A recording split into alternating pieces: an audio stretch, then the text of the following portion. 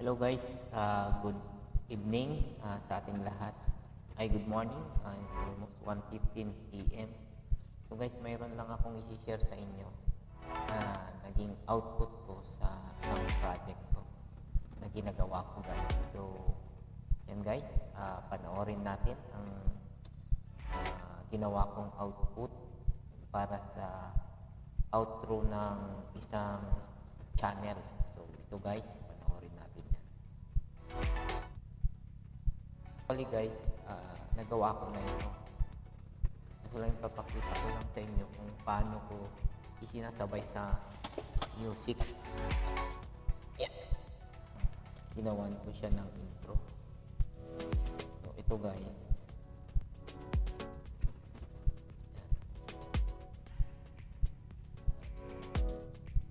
Yan. So ito, minute ko muna yung sounds. Yan.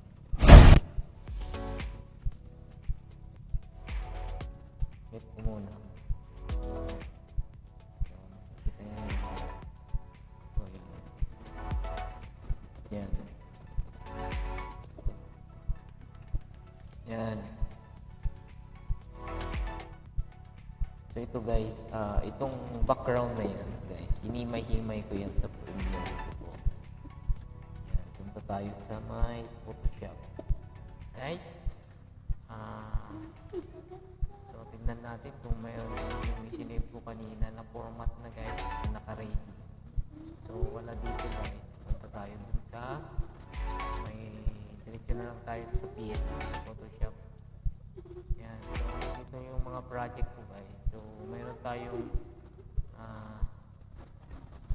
nagawang project ito. Ito na lang yung isa-sample ko guys.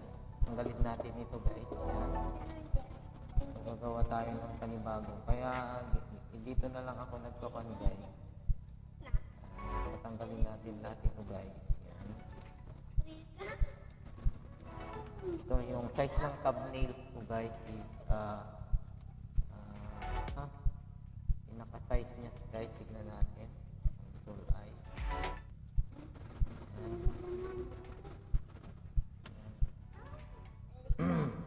Tignan muna natin guys yung kanyang canvas size. 1280 by 720 pixels. Yan yung ganito guys yung thumbnails sa YouTube. Yan yung size na ginagawa ko. Ang muna kayo sa may workspace ko guys. So ang pinaka-importante dito guys sa my file is yung save as and save a copy. Yan, ito yung pinaka-importante lang na ginagawa ko, or yung new, open, and then ito yung place embedded guys. Yan. Dito ka mag-import ng project mo, kung ano yung subject mo guys. Ito lang ang importante sa Photoshop. Itong edit guys, ang lagi kong lang ginagalaw dito, edit, is itong transform. Kaso lang wala pa tayo kasing subject, kaya wala pa. Yan. So ito naman sa image guys. Yan, kung gusto lang natin i-check yung canvas size o iikot, kung ano yung gagawin natin vertical or horizontal. Sa layer naman, so dito tayo sa type. Yan. Select. Ang pinaka-pan lang dito sa select is yung subject. So yan lang yung mga ginagalaw ko. Pag dito naman sa Windows guys, itong workspace, kung nalito ka na dun sa may ginagawa mong workspace mo dito sa may Canva mo, pwede mong workspace mo and gawin mo siyang, ibabalik mo dun sa original na essential default niya. So guys, importante dito is may share ko sa inyo yung natutunan ko din with regards dun sa blending option. So gagamit lang ako guys ng ng tatlong paggamitan ko lang, yung layer style, blending options, and more. So pag kukuha tayo ng background natin. So, nakapag-download naman na ako ng background kanina guys. So, isi-share ko lang ako. Yan, punta tayo sa place invaded. Tapos, hanapin lang natin yung download ko na background. Yan. So, i-place lang natin guys. Yan. So, ito, ginagawa ko minsan, medyo hindi ko pinukuha. I-crop ko lang ito guys. Yan, gamit ko ito. Regular marquee tool. So once na na-select ko guys, babalik ko sa move tool. Then pupunta ako sa gitna and then doon ako magko-control copy and control V para mayroon siyang copy. Yan. Separate ko, tapos ito guys, i-delete ko na lang yan. So ito, gagawin ko siyang background. Ito, letter T. Or dito tayo, transform, pre-transform. Yan, control T.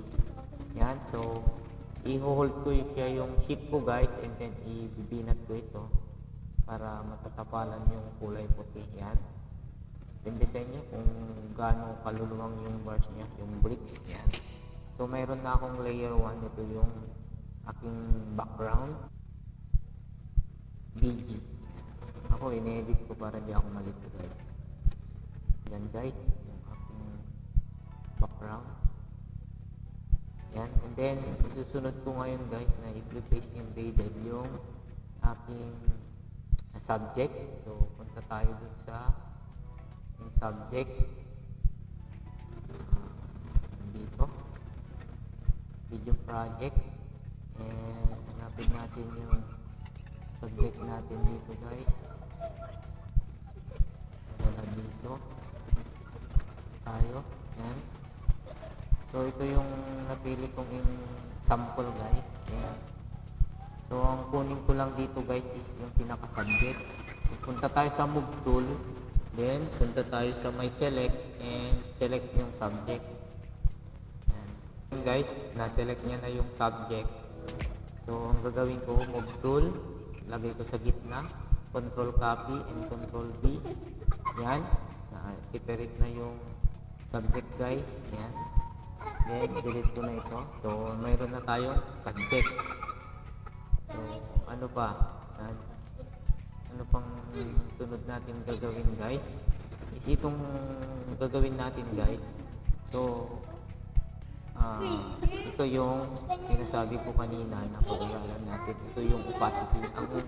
Sa opacity guys, paano gagamitin? How to use the opacity. This is how to set yung visibility ng yung subject. So ito yun. Ayan. Yun, kung paano yung visibility niya. Yung pinaka blending option. Kung anong gagawin mo. Kung ano ang may papatama mo dyan guys. Anong may babagay mo na kulay. Dyan sa may screen. Yan. So yan guys. Yan. Ang nag-select ko guys is screen. Yan. Depende sa inyo kung paano kayo mag-conceptualize.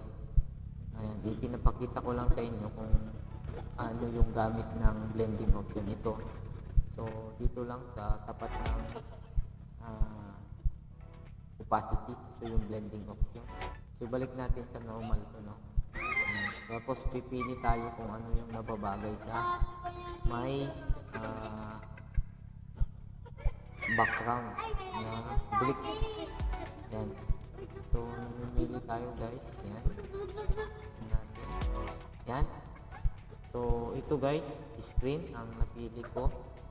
So, and then, ang gagawin lang natin guys, duplicate natin yung layer. So, duplicate layer. Magkaroon tayo ng copy. Yan.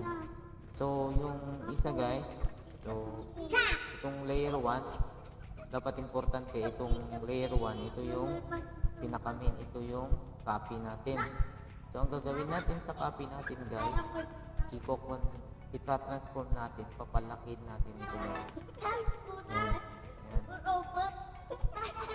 Yan. So, ang gagawin natin, hide natin para yung main na subject natin, pinakopya natin. So, ito guys, yung layer 1 ay copy natin yung subject. So naka-screen siya guys. Yan. lalagyan natin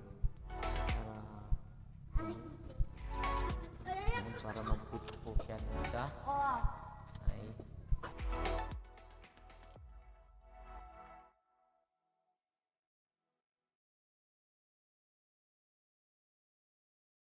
opacity at blending option.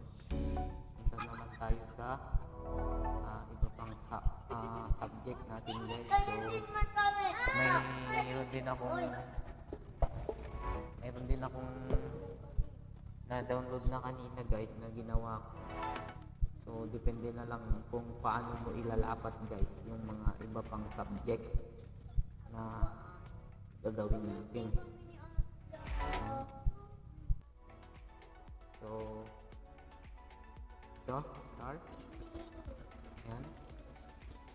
So, start natin siya guys.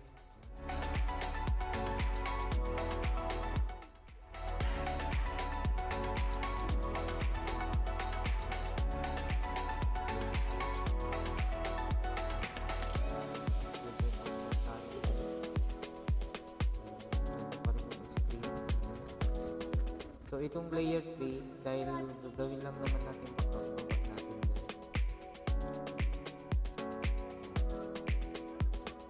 dyan. Ipo-control din natin dyan.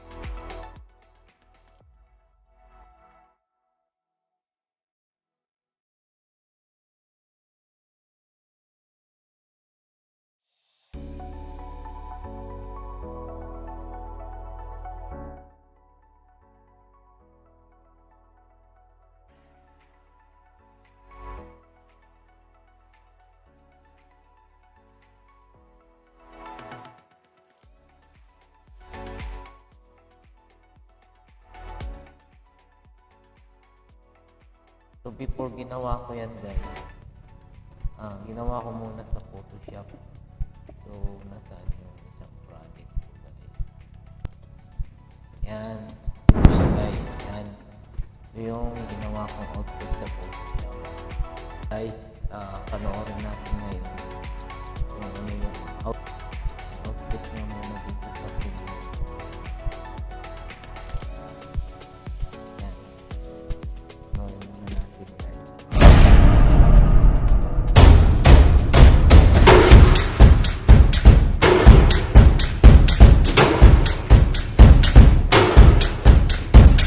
Yan guys, yung ginawa ko ng output. So, i-save natin guys. Kung keyboard ko, then I intro siya, tapos N, tapos O, para ito lang yung part na makikita. Save ko guys, Control M, and outro 2. Save.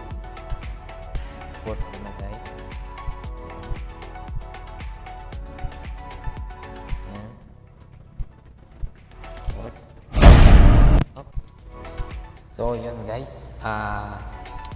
Maraming salamat sa inyong panonood sa isa na namang aking ginawang video. So, kung hindi ka pa nag-subscribe sa aking YouTube channel guys, pa-subscribe po, APPG Vlog. Yun po ang aking main channel guys. Yan. So, tabayanan nyo guys yung mga sumusunod pang mga ginagawa kong mga videos about sa tutorials ng gamit ng Premiere Pro at saka Photoshop. Mga simple lang po guys, pero astig ang dating. So, salamat guys, salamat sa inyong panonood. Bye bye.